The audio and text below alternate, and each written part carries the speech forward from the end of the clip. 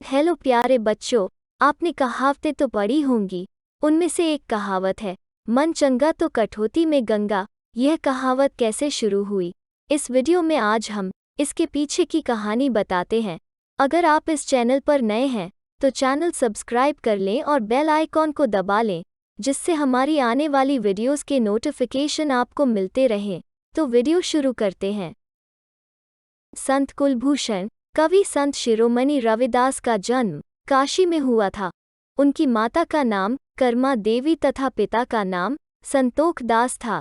चर्मकार कुल से होने के कारण जूते बनाने का अपना पैतृक व्यवसाय उन्होंने हृदय से अपनाया था।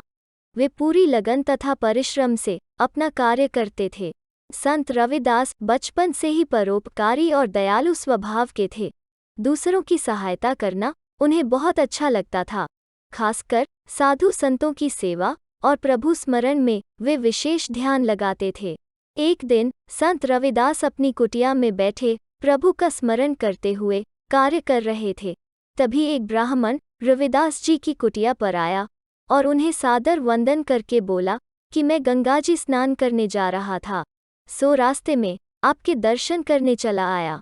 रविदास जी ने कहा कि आप गंगा स्नान करने जा रहे हैं, यह एक मुद्रा है, इसे मेरी तरफ से गंगा मैया को दे देना। ब्राह्मण जब गंगाजी पहुंचा और स्नान करके जैसे रुपया गंगा में डालने को उद्यत हुआ, तो गंगा नदी में से गंगा मैया ने जल में से अपना हाथ निकालकर वो रुपया ब्राह्मण से ले लिया तथा उसके बदले ब्राह्मण को एक सोने का कंगन दे दिया।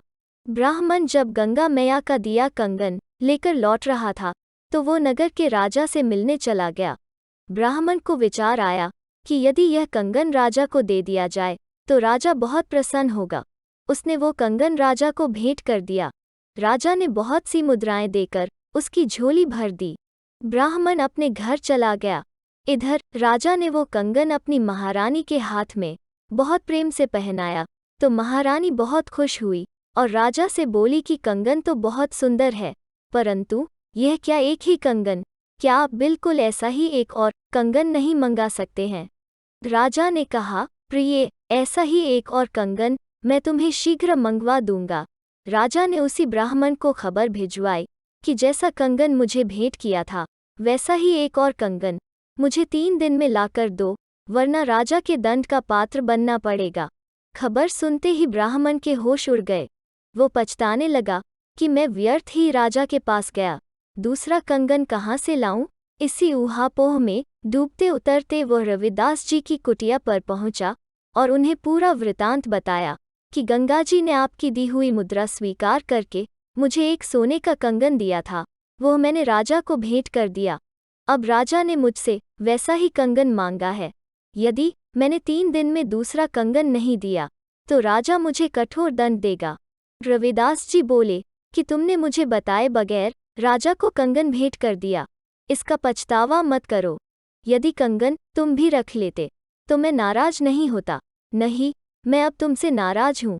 रही दूसरे कंगन की बात, तो मैं गंगा मैया से प्रार्थना करता हूँ कि इस ब्राह्मण का मान सम्मान तुम्हारे हाथ है, इसकी लाज रख देना। ऐसा कहने के उपरांत रविदास जी ने अपनी वो कठौती उठाई जिसमें वे चर्म गलाते थे, उसमें जल भरा हुआ था। उन्होंने गंगा मैया का आह्वान कर अपनी कठौती से जल छिड़का, तब गंगा मैया प्रकट हुई और रविदास जी के आग्रह पर उन्होंने एक और कड़ा ब्राह्मण को दे दिया। ब्राह्मण खुश होकर राजा को वो कंगन भेंट करने चला गया और रैदास जी ने अपने बड़प्पन का जरा भी एहसास ब्राह्मण को नहीं होने दिया। ऐसे थे महान संत रविदास। एक अन्य प्रसंग के अनुसार एक बार एक पर्व के अवसर पर उनके पड़ोस के लोग गंगा जी में स्नान के लिए जा रहे थे। रविदास के शिष्यों में से एक ने उनसे भी गंगा स्नान के लिए चलने का आग्रह किया। उन्होंने उत्तर दिया, गंगा स्नान के लिए मैं अवश्य चलता, किंतु एक व्यक्ति को जूते बनाकर आज ही देने का वचन मैंने दे रखा है। यदि मैं उसे आज जूते नहीं दे सका तो मेरा वचन भंग होगा। ऐसे में गंगा स्नान के लिए जाने पर मन यहाँ लगा रहेगा तो पुण्य कैसे प्राप्त होगा? मन जो काम करने के लिए अंदर से तैयार हो वही काम करना उचित है। अगर मन सही है तो इसे कठौते के जल में ही गंगा स्नान का पुण्य प्राप्त हो सकता है। माना जाता है कि इस प्रकार के उनके व्यवहार के बाद से ही यह कहावत प्रचलित हो गई कि मन चंगा तो कटौती में गंगा। प्यारे बच्चों, मैं उम्मीद करती हूँ आपको यह वीडियो पसंद आई होगी। धन्यवाद।